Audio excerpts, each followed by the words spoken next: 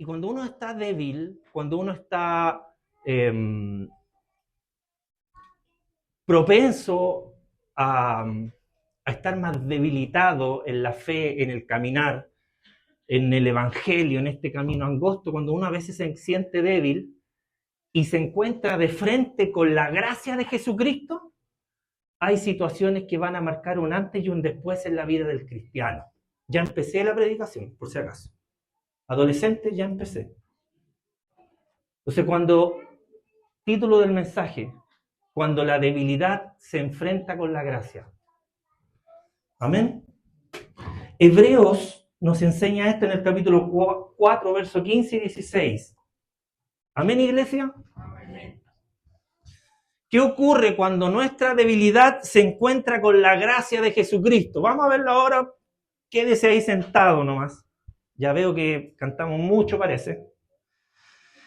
Y vamos a ver lo que nos dice la Escritura en este pasaje de Hebreos capítulo 4, versos 15 y 16, cuando ocurre que nuestra debilidad se encuentra con la gracia de Jesucristo. ¿Qué cree usted que va a ocurrir? ¿Qué piensa usted que puede ocurrir cuando en nuestra debilidad, en nuestra catástrofe como vida, porque hay veces que uno piensa, se mira al espejo y dice, soy un fracaso de ser humano? ¿Qué pasa cuando en esa realidad nosotros nos encontramos de frente con la gracia de Jesucristo? Dice la Biblia en Hebreos capítulo 4, versos 15 y 16, que no tenemos un sumo sacerdote que no pueda compadecerse de nuestras debilidades, sino uno que fue tentado en todo, según nuestra semejanza, porque él se parecía a nosotros en la carne, pero, dice la Escritura, sin pecado. Amén. Y nos da una recomendación en el verso número 16. Dice a los que estamos débiles, acerquémonos, pues, confiadamente al trono para alcanzar, perfecto, y hallar para el oportuno socorro. Eso es lo que dice la Escritura. O sea, es una realidad, ¿verdad? Que cuando nosotros estamos débiles, estamos más propensos a creer que Dios nos ha desamparado, a creer que Dios nos ha dejado solo, a creer que por el error que nosotros cometimos, como que Dios de alguna manera se espantó o se horrorizó con lo que nosotros hicimos, como que Dios nos diera vuelta la espalda. Y la Escritura es clara y enfática en decir que para un hijo de Dios las cosas no son así como nosotros pensamos, ¿verdad? Porque el ser humano tiende a avergonzarse, o sea, comete un error, se da cuenta que cometió un error, una falencia, se tropezó, cayó, falló, póngale el adjetivo que usted quiera. Somos propensos nosotros a creer de que Dios se escandaliza de lo que nosotros hicimos y de cierta manera como que Él nos da la espalda así porque dice como que no nos conoce, como que se avergüenza de nosotros. Pero la Biblia no enseña eso. O sea, lo acabamos de ver en el verso que nosotros, en los versículos que acabamos de leer. Pero la Biblia está llena de ejemplos de situaciones como esta, de circunstancias como esta. Entonces aquí todos nosotros tenemos que poner atención, los que están en Zoom, los que estamos aquí, pero especialmente nosotros que estamos viendo aquí en vivo y en directo este mensaje. ¿Sabe por qué? Porque la Biblia está llena de ejemplos como esto, de gente que cayó, que falló, que se equivocó, está llena. Todos los días nosotros fallamos y todos los días nos equivocamos, ¿ya? Y ahí hay otro error nuestro que tendemos a categorizar los errores y los pecados. Vamos a hablar de pecado, porque a veces uno dice, no, es que cometí un error y como que trata de bajarle un nivel al pecado. No, el pecado es pecado y la Biblia es clara con eso. Entonces, cuando nosotros pecamos, tendemos a darle ciertos niveles a ese pecado, como para decir, sí, esto no es tan grave, tratando de interpretar un poco lo que Dios piensa, esto no es tan grave, sigo adelante. Y hay pecados que son más graves y nosotros decimos, no, ya con esto yo ya no puedo seguir avanzando porque ciertamente ante una situación como esta, Dios ya no tiene por dónde, no tendría por dónde seguir conmigo. Pero nosotros en los evangelios encontramos un relato que podríamos denominar como desgarrador, ¿cierto? Se lo cuento al tiro para que usted me diga amén. Encontramos un relato o un momento que ciertamente es desgarrador, que se relata en los evangelios y tiene relación con la vida del apóstol Pedro. Conoce a Pedro, ¿verdad? Amén. Ya para sacarle un amén que sea. Conoce al apóstol Pedro, ¿se acuerda del relato de él, cierto? Amén. El apóstol Pedro exclamó una frase para el bronce, que seguramente si nosotros hubiésemos estado ahí también la hubiéramos dicho. Y el apóstol Pedro le dijo al Señor, cuando él le contaba que iba a ser llevado a la cruz, que lo iban a matar, lo iban a crucificar, que todos se iban a escandalizar de él, el apóstol Pedro dijo, Señor, a ver, Señor, un momentito. Pero aunque todos, Señor, aunque todos te abandonen, yo no te voy a dejar. ¿Se acuerda de ese relato? Pedro dijo eso, está ahí en Mateo capítulo 26, verso 33. Pero después de esta frase célebre para el bronce que todos nosotros recordamos, ¿verdad? Y que seguramente muchos de nosotros hemos dicho, ¿cuántos dicen amén? ¿Verdad? En esos momentos de éxtasis, de alabanza, de adoración, Señor, hasta la última contigo, Señor. Es como en los matrimonios, me caso contigo pan y cebolla, y al primer problema, ¡pum! Señor, la mujer que me diste, o el hombre que me diste. Lo primero que dicen los matrimonios cuando tienen las primeras peleas, ¿no? Aquí le estamos mandando un mensaje al matrimonio ese que se viene para que estén alerta. Nosotros ya pasamos por eso y sabemos lo que va a ocurrir, pues sobre todo en los primeros años son bonitos, son de bendición, pero después ya como que empiezan los roces y uno, como que cada uno quiere tirar para su lado y como que ahí uno se acuerda y dice, Señor, la mujer que me diste, o el hombre que me diste. No sé si a usted les pasó o nos pasó a nosotros, no me estoy contando a lo mejor experiencias de nosotros. No vale. Yo y mi bocota. Señor, aunque todos te abandonen, conmigo no, Señor, cuenta conmigo. ¿Cuántos de nosotros hemos dicho eso? ¿Sí? Los querubines que están en esta fila de acá, ¿alguno ha dicho alguna vez? ¿Le ha dicho al Señor, Señor, hasta la última contigo? Al apóstol Pedro le pasó. Y cuando tuvo que cumplir su promesa, ¿sabe lo que hizo Pedro?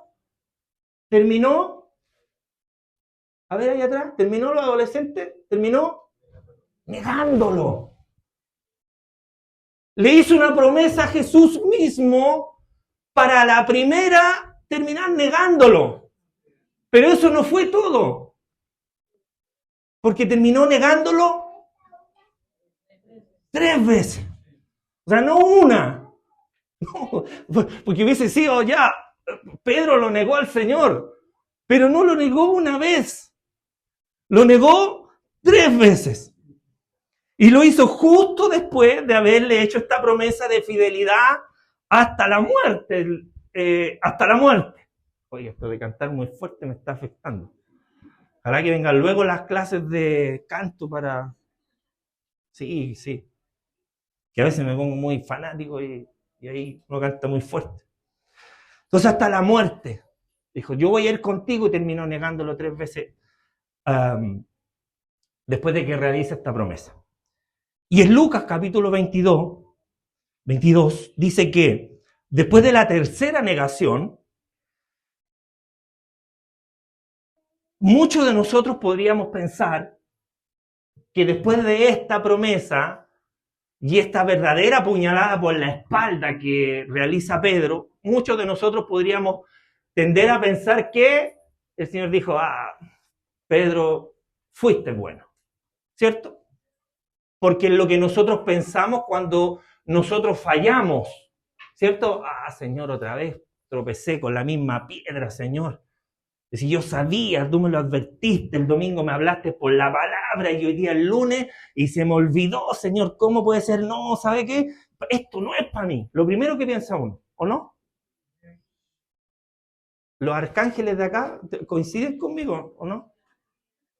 Es que a lo mejor esto me pasa a mí nomás, pues yo estoy haciendo el ridículo acá adelante, diciendo que uno se equivoca, que uno falla, y a lo mejor ustedes no fallan. Pues. Y soy yo nomás el que falla. Te dije que no tenía que hablar de esto. Sí, soy yo nomás el que se equivoca. Entonces, después de la tercera negación, El Señor se volvió y miró a Pedro. Y uno podría decir, el Señor le va a decir, Pedro, te lo advertí, te lo dije, yo sabía que tú me ibas a negar. Podría haberlo hecho, ¿no? O sea, es lo que nosotros hubiéramos hecho. Hermanito, cuente conmigo. Lo que usted necesite, yo estoy aquí. El hermano lo llama y dice, es que ahora no puedo, que estoy atendiendo a mi esposo. Que estoy atendiendo a mi esposa. No puedo ahora, hermano. Bueno, ¿y para qué me dijo que acudiera a usted cuando lo necesitara, si ahora que lo necesito no está? Podría haber hecho el Señor eso, ¿no? Bueno, pero el Señor se volvió y lo miró. Y Pedro, al ver la mirada del Señor, ¿sabe lo que hizo? Salió de donde estaba, se puso a llorar muy bien, pero no lloró como lloramos nosotros muchas veces. Porque dice la Escritura que Pedro salió y lloró amargamente. Eso es lo que nos relata la Escritura. Porque no hay palabras que puedan describir con precisión lo que Pedro sintió. La Biblia dice que lloró amargamente, pero nosotros no podríamos colocar los adjetivos para poder definir adecuadamente lo que Pedro sintió en ese momento. Pero la Biblia, Lucas lo describe como que fue algo muy amargo que él sufrió. Sufrió seguramente culpabilidad, porque el Señor se lo había advertido. Sufrió miedo de pensar o de visualizar el futuro. ¿Qué va a pasar ahora, después de que lo negué? Sintió seguramente vergüenza, como nos ocurre a nosotros cuando fallamos. Seguramente se sintió un traicionero, igual que aquel que lo había vendido. Sintió vergüenza, traición, fracaso, porque le había fallado cuando el maestro le dijo, Pedro, no, tú me vas a negar. No, Señor, hasta la muerte contigo. Y todo esto, hermano, que yo le estoy contando, este sentimiento de traición, de vergüenza, de fracaso, de miedo, todo fue en un abrir y cerrar de ojos, en un instante, mientras que él lloraba amargamente por haberle fallado al Señor. ¿Cuántos de nosotros hemos sentido ese sentimiento de haberle fallado al Señor? ¿Cuántos a lo mejor ahora lo están sintiendo? ¿Cuántos a lo mejor están diciendo... No lo están diciendo desde su boca, habla Señor, pero están diciendo, el Señor me está hablando. Alguno va a decir, me la está tirando a mí. Pero nosotros no subimos aquí a tirar nada. Nos subimos aquí a decir lo que el Espíritu nos dice que digamos. Y cuando nosotros pensamos y decimos, me la está diciendo a mí, lo que estamos diciendo, el Señor me conoce. Porque el Señor te conoce. Y me conoce también a mí. Y a pesar de que después de este acontecimiento Jesús resucitó, ¿cuántos se gozan por eso? Pedro siguió el camino sin sentirse digno de volverse a Cristo. No se sintió capacitado, no se sintió con los méritos suficientes para volverse al Señor. Y cuando los discípulos estaban juntos en el mar, porque habían vuelto a sus actividades habituales, Pedro también volvió a su rutina, a su antiguo oficio de pescador. ¿Se acuerda? Está ahí en Juan capítulo 21, verso 3. Como si de alguna manera estuviese diciendo, bueno, yo ya fallé, yo ya me equivoqué, esto se acabó para mí, fue bonito mientras duró, pero yo tengo que volver a mi rutina porque ya no soy digno, no estoy capacitado para seguir a aquel quien dio su vida por mí. ¿Cuántos de nosotros, por favor, meditemos nosotros en nuestras vidas? ¿Cuántos de nosotros hemos pensado así?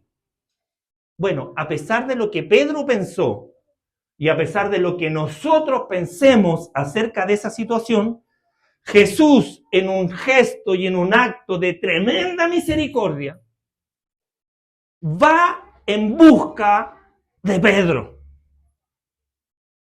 Y en este día, Jesús viene en busca suya y en busca mía. Porque le hemos fallado, le estamos fallando o le vamos a fallar. Ojo aquí. Porque usted puede decir, pero es que yo no le he fallado al Señor. Ojo, que el Señor le advirtió antes a Pedro. Pedro, me vas a negar 3 veces. No, Señor, hasta la muerte contigo. Alguien podría pensar, es que esto no es para mí porque yo a mi Señor no le fallo. Cuidado. Cuidado con lo que pensamos y con lo que decimos, porque en cualquier momento podemos fallar, porque todos nosotros somos hombres y mujeres sujetos a pasiones. Entonces, a pesar de lo que Pedro pensó y de lo que nosotros pensamos cuando fallamos, el Señor se dio una vuelta y fue a buscar a su discípulo para cumplir lo que había establecido él en la parábola de las 100 ovejas. Porque es fácil decir, no, es que el pastor que tiene 100 ovejas se le descarría una, el pastor sale y deja las 99 a buscar a la perdida. Es fácil decirlo. Cristo lo cumplió aquí con Pedro, a cabalidad. Fue a buscar a su discípulo, lo esperó en la orilla hasta que volviera. ¿Cuál padre esperando al hijo pródigo en la puerta de la casa para que volviera? El Señor lo esperó en la orilla. Y mientras lo esperaba, ¿sabe lo que hizo el Señor? Le preparó pan y le preparó unos pescados. O sea, tú dices, que yo fallé, estuve fuera, o estuve mucho tiempo fuera, y cuando volví, me recibió el Señor. No, el Señor te estaba esperando, y mientras tú no estabas, el Señor te estaba preparando unos panes y unos pescados. Él estaba trabajando para ti, esperándote en la orilla, esperando que volvieras del mar, que nosotros sabemos que simboliza el mundo. Allá andaba Pedro en el mundo, en su antiguo rudimento, en sus antiguas actividades. Allá andaba Pedro. Y el Señor lo esperó, fue paciente. Y mientras lo esperaba en la orilla, le preparaba pan y pescados.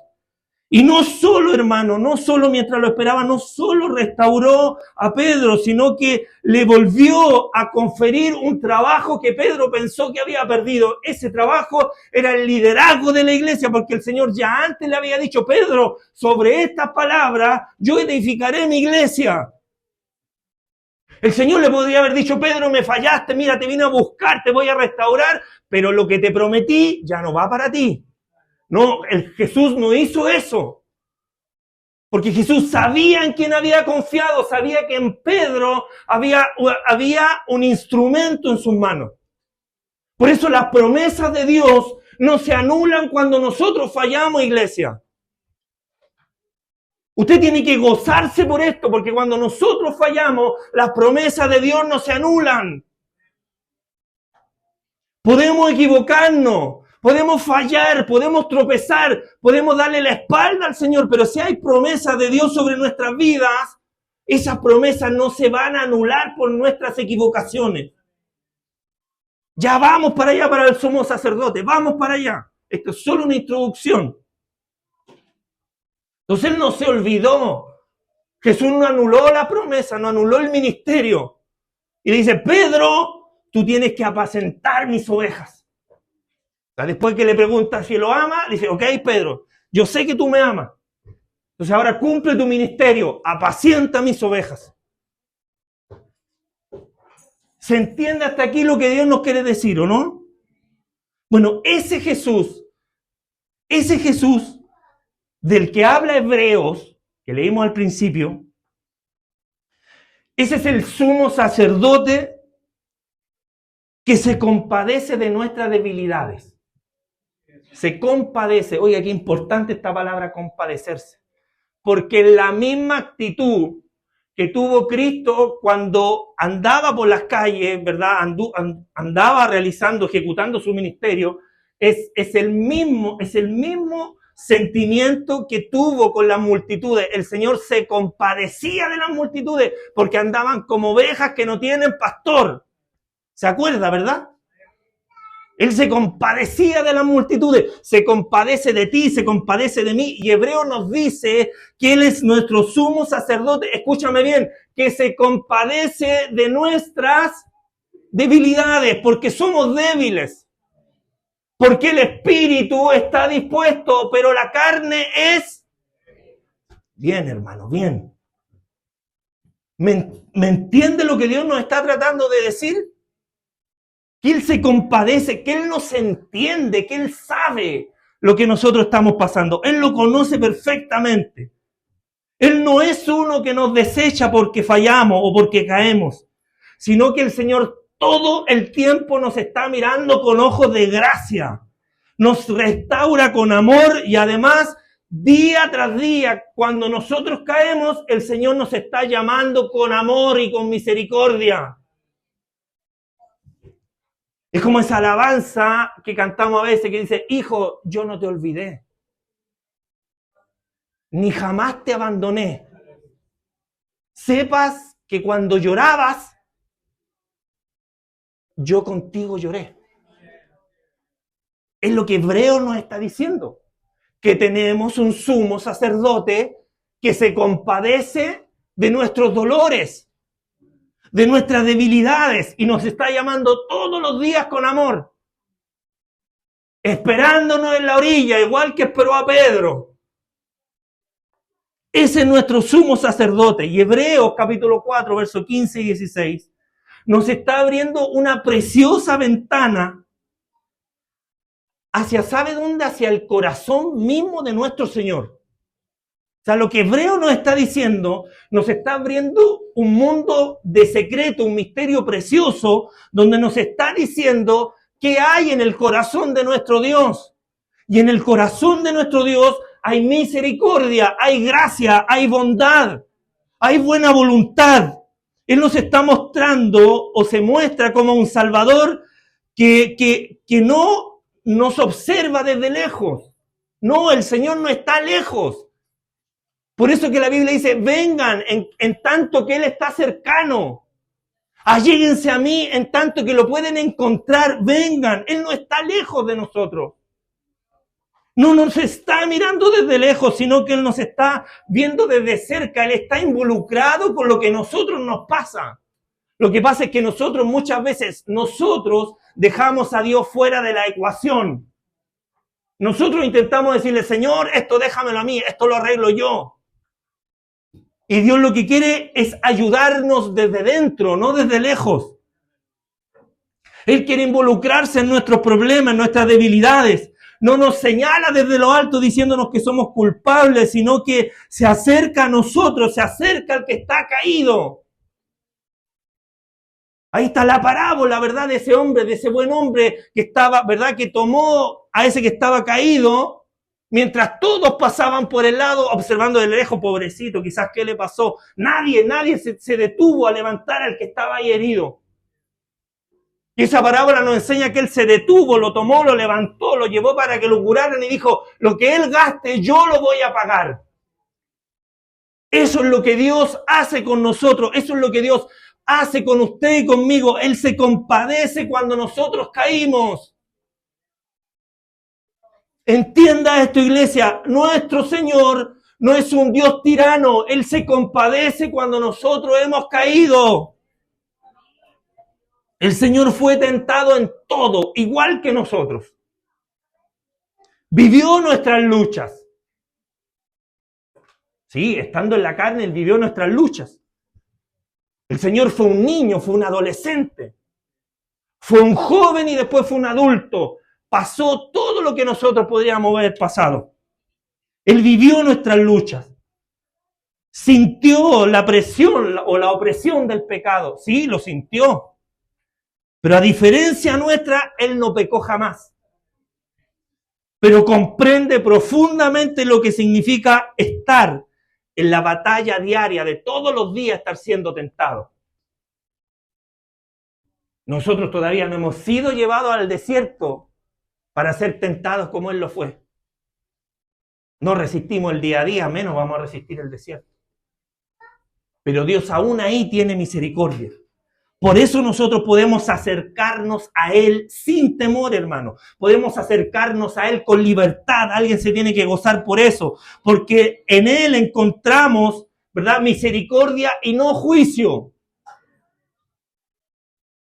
Encontramos misericordia, encontramos gracia, no encontramos castigo, sino que encontramos esa bendición, esa gracia, esa misericordia abundante que emana desde el trono de Dios para todos aquellos que lo buscan.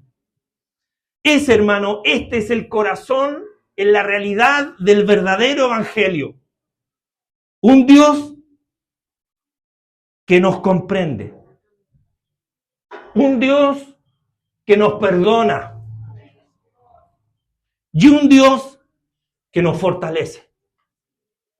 Ese es nuestro Dios. Como diría una alabanza de, no sé si será ella la autora o no, pero yo se la he escuchado a ella, que canta Gladys Muñoz, que dice, ese es mi Dios, que comprende al ser humano por dentro, porque nadie nos conoce mejor por dentro que nuestro Señor, y conoce al ser humano también por fuera. Cuando analizamos estos dos versículos de Hebreos, lo primero que este libro nos declara es que Cristo se compadece de nuestras debilidades. ¿Amén? ¿Estamos claros hasta ahí, verdad? No se burla de ellas, se compadece. No se aparta, no se impacienta como nosotros, sino que se compadece. Grábese esto, hermano, en su mente, en su corazón. Él no se avergüenza de lo que nosotros pasamos, Él se compadece. ¿Por qué? Bueno, porque Él fue tentado en todo. Como usted y como yo, Cristo fue tentado en todo. Y al no haber pecado, Él está calificado no solo para salvarnos, sino también para interceder por nosotros con perfecta compasión. A veces uno falla y uno dice, es que sabe, ya no puedo más. No, si es claro que nosotros no podemos más. Pero ahí está Cristo, intercediendo por nosotros de manera perfecta, con perfecta compasión. Ahí está Cristo. Padre, perdónalo. Padre, yo di mi vida por Él. Padre, levantémoslo una vez más. Padre, tengamos misericordia, porque yo di mi vida por Él. Yo di el sacrificio. Ahí está intercediendo de manera perfecta. Y la consecuencia de esa intercesión, escúchenme bien, porque la consecuencia de la intercesión de Jesús por nosotros, cuando nosotros fallamos, es una intercesión perfecta. Se lo vuelvo a repetir, la intercesión de Dios por nosotros es perfecta y le voy a añadir algo más. Además, es poderosa. ¿Por qué digo esto? Porque Hebreo nos dice, aunque falles, aunque te equivoques, aunque seas débil, acerquémonos pues confiadamente al trono de la gracia. Pero ¿cómo me voy a acercar a un lugar con confianza cuando yo le fallé a ese mismo lugar? Bueno, porque la intercesión de Cristo por nosotros es poderosa. Es tan poderosa que aunque nosotros fallemos, nosotros podemos acercarnos pues confiadamente a ese trono de gracia, porque no es cualquier trono, es un trono de gracia. ¿Se entiende lo que es gracia, verdad? O sea, nosotros podemos acercarnos confiadamente al trono de la gracia. Un trono que no rechaza, sino que recibe. Ese trono no rechaza, hermano. Es un trono donde hay perdón, donde hay ayuda, donde hay amor. Es un trono donde hay restauración. Jamás un creyente, un cristiano, un hijo de Dios que ha fallado y se acerca a este trono de la gracia, jamás, hermano, jamás va a ser rechazado. Se lo vuelvo a repetir, el que falló, el que cayó y se acerca al trono de la gracia confiadamente, jamás va a ser rechazado. Hermano, tenemos que gozarnos por esto, tenemos que dar gracia, porque podemos haber fallado ayer, podemos haber fallado hoy, pero sin lugar a dudas que mañana vamos a fallar. Hermano, mañana de una o de otra manera vamos a fallar. Y el trono de la gracia, si Cristo no ha venido antes, el trono de la gracia va a estar disponible para que nosotros nos acerquemos confiadamente a ese trono. Entonces, ¿qué hacemos? ¿Cómo hacemos, mejor dicho? ¿Cómo hacemos para acercarnos a este trono cuando nosotros hemos caído, hemos fallado? ¿Cómo vivir esta verdad? Porque, entre comillas, ¿no? Es fácil decirlo. Aunque ni tan fácil, porque acá decírselo a usted no es tan fácil. No por la apariencia que usted pueda entender, sino que esto es difícil de que ingrese en el corazón del ser humano, a eso me refiero. Es difícil que entre en nuestra conciencia, que nosotros lo podamos aplicar, porque seguramente nosotros vamos a fallar mañana y vamos a decir, otra vez le fallé al Señor, ya no, ya no puedo más. Es lo más probable, ¿sabe por qué? Porque nosotros estamos acostumbrados a una doctrina legalista donde nos están diciendo, si no te arrepientes, va a venir el juicio del Señor contra ti. Y nosotros estamos esperando, cada vez que fallamos, nosotros estamos esperando de vuelta el castigo del cielo sobre nuestras vidas. Y la Biblia nos está diciendo que nos tenemos que acercar al trono de la gracia para que podamos alcanzar el oportuno socorro. Entonces, desaprender ese legalismo que nos ha hecho tan mal, que nos ha hecho pensar, le falló al Señor, espérate nomás lo que le va a pasar. Esa conducta, hermano, es muy difícil sacarla de nuestras mentes para venir hoy día a decirle a la gente, ¿sabe qué? Hay un Dios amoroso que te quiere perdonar, hay un Dios amoroso que te quiere levantar, hay un Dios amoroso que te quiere restaurar. Y si tú te acercas con confianza al trono de la gracia, vas a alcanzar oportuno socorro y descanso para tu alma. Por eso le digo que cuesta, es fácil decirlo, pero aplicarlo no es tan fácil. Porque todos nosotros estamos esperando. Te voy a decir, alguien está pensando y decir, bueno, no va a venir juicio, pero sí va a venir una consecuencia. El Señor discierne los pensamientos, sabe lo que estamos en esta hora pensando. Que todo pecado tiene su consecuencia. Mire, la Biblia dice que hay hombres que sus pecados les van a ser revelados en la actualidad y hay otros que después cuando mueran en el juicio, esos pecados van a tener que pagarlo. Entonces nosotros no estamos hoy día esperando que el castigo de Dios caiga sobre alguien que se ha equivocado. Lo que hoy día queremos hacer, enseñarle a la iglesia, enseñarnos a nosotros mismos que tenemos un Dios que se compadece de todas nuestras debilidades. Porque Él fue tentado en todo, sin pecado, y hoy día está sentado a la diestra de nuestro Padre, intercediendo por usted y intercediendo por mí. No quiero que parezca una burla lo que voy a decir, pero tenemos que pensar en Cristo sentado a la diestra de nuestro Padre y decir, Padre, papá, Jorge, otra vez falló. ¿Podrías nuevamente perdonarlo? ¿Podrías considerar el sacrificio que yo hice por él y perdonarlo nuevamente? Y el padre le responde, sí, hijo, lo perdono. Ese es nuestro sumo sacerdote, que se compadece de nuestras debilidades. Ese es el sumo sacerdote que está hoy intercediendo por nosotros. Entonces, ¿cómo hacemos cuando hemos caído, cuando hemos fallado? ¿Cómo vivimos esta verdad, hermano, hoy día? Una verdad reveladora. Mire, solo 4 puntos prácticos para que nosotros lo podamos aplicar, para que nos ayude a llevar esto a nuestro día a día. ¿Ya? Rápido. Primero, punto número 1. Adolescente, punto número 1, práctico. ¿Cómo hago para acercarme? Si me equivoqué, fallé. Samuel, si me equivoqué, fallé. ¿Cómo hago para acercarme a ese trono? ¿Cómo lo hago? 1. Recuerda que no estás solo. Después los adolescentes le prestan la hojita a los papás porque se nos olvida todo.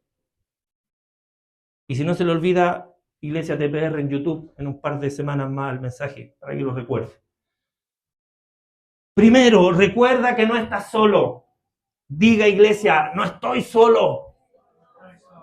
Pero tiene que creerlo, diga, yo no estoy solo. Jesús conoce tu lucha, iglesia. Él también fue tentado, Él también volvió y se cansó. Él sintió la presión, Él sintió el dolor. Por eso, cuando tú y yo caemos, Él no se aleja, Él se acerca, así como lo hizo con Pedro. Primera de Juan 2:1, tenemos un abogado para con el Padre, a Jesucristo, el justo. Tenemos un intercesor, no estamos solos, tenemos un abogado, a Jesucristo el justo. Segundo punto importante para acercarnos a Dios. Hay que acercarse con confianza. Número 2, práctica. Para poner en práctica esta palabra, acercarse con confianza. El texto de Hebreo es clarísimo, hermano, no amerita mayor profundidad. El texto dice, acerquémonos. Y después dice, confiadamente. O sea, nos acercamos al trono con confianza, no con culpa, no con miedo, no con máscaras como los fariseos, sino con un corazón sincero, aunque ese corazón esté roto. Nos acercamos con confianza, porque dice la Escritura que el que a mí viene, yo no le echo. Amén, gloria a Dios. Juan capítulo 6, verso 37. Tercer punto para aplicar y acercarnos todos los días confiadamente al trono del Señor es, anoten aquí, número 3, confiar en el poder restaurador de su gracia. Número 3, confiar en el poder restaurador de su gracia. Anotaron, ¿verdad? Ya por los adolescentes le estoy diciendo a usted. ¿Sí? ¿Anotaron? ¿Anotaron los adolescentes? ¿Anotaron o no?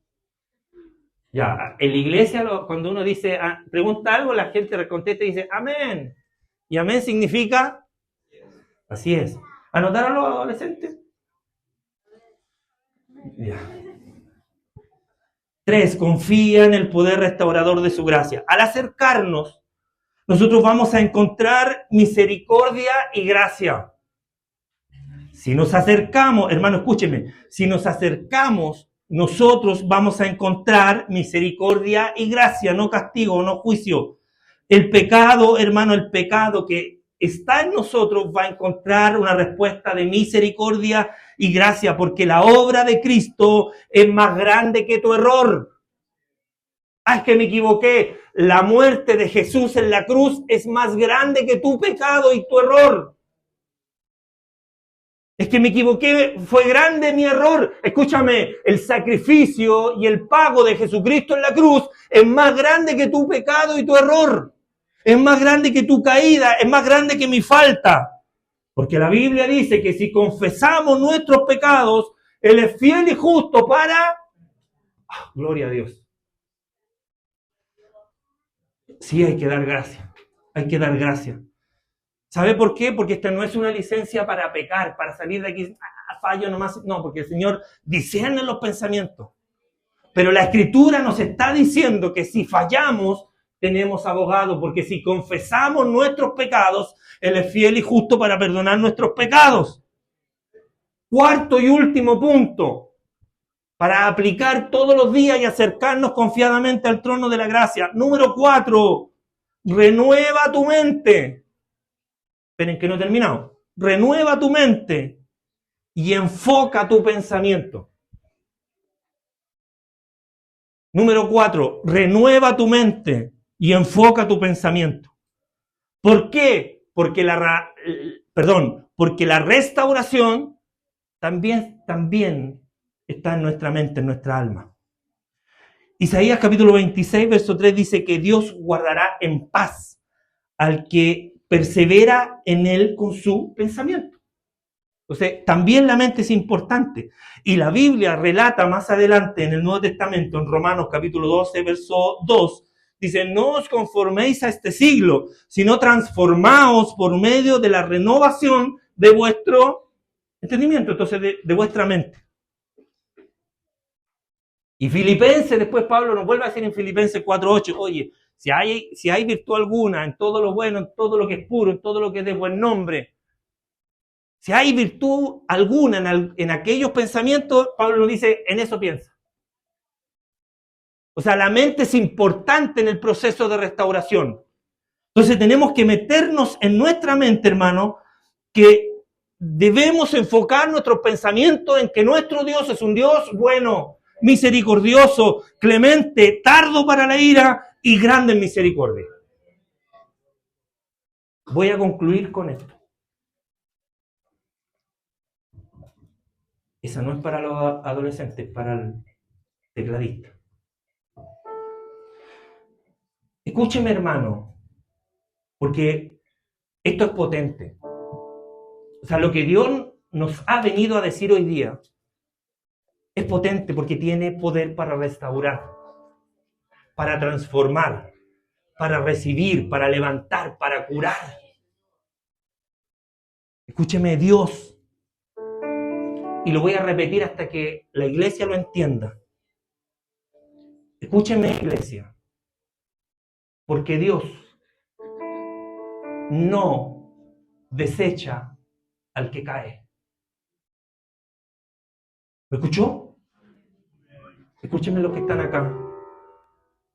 Dios no desecha al que cae. ¿Amén acá? Voy acá, al medio y allá, porque son poquitos. Las dos filas que están allá. Escúchenme esto. Dios no desecha al que cae. ¿Amén? Y termino acá en el coro. Coristas, Dios no desecha al que cae. ¿Amén?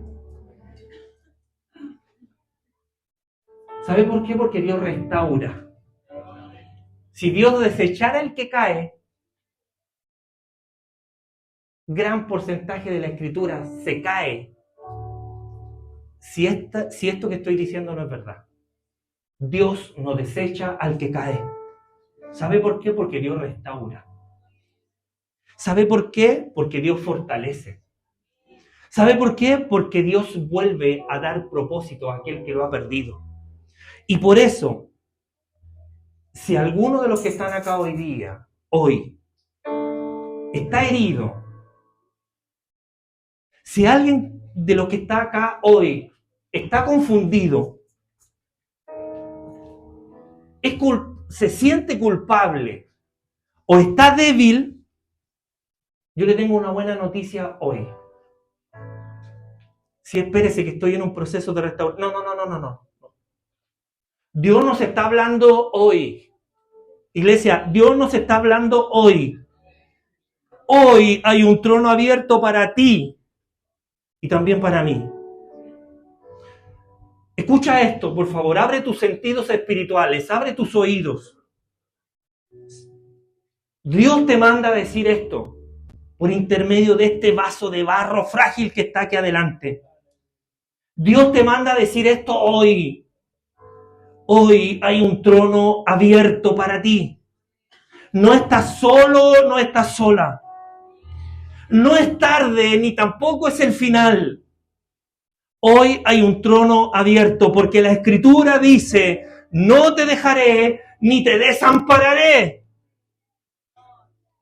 Escúchame, Jesús hoy te dice, ven y acércate. Si esto es para ti, póngase de pie, ven y acércate. Cristo nos está diciendo, ¿sabe lo que Cristo nos está diciendo en esta noche? Hijo, hija, yo te entiendo. Hija, yo te entiendo. A ver si me sigue, hermano, por favor. Hijo, yo te entiendo. Y esta invitación es para ti hoy. Ven, acércate. Sí, lo voy a volver a repetir. Ven, acércate, porque Cristo nos está diciendo, te entiendo. Te amo. Di mi vida por ti. Y hoy, igual que a Pedro, estoy aquí esperándote. Ven y acércate confiadamente al trono de la gracia, porque en esta noche vas a alcanzar el oportuno socorro. Vamos a orar y yo le voy a pedir a todos los que tienen que trabajar en la iglesia que vengan, por favor, a interceder. Porque es necesario siempre que en la iglesia la gloria se la lleve nuestro Dios. Esperen un poquito que pasen los hermanos que tengan que pasar y le vamos a pedir a nuestra pastora, a nuestro pastor Jorge, a nuestra hermana Beatriz, que vengan por favor para que podamos orar.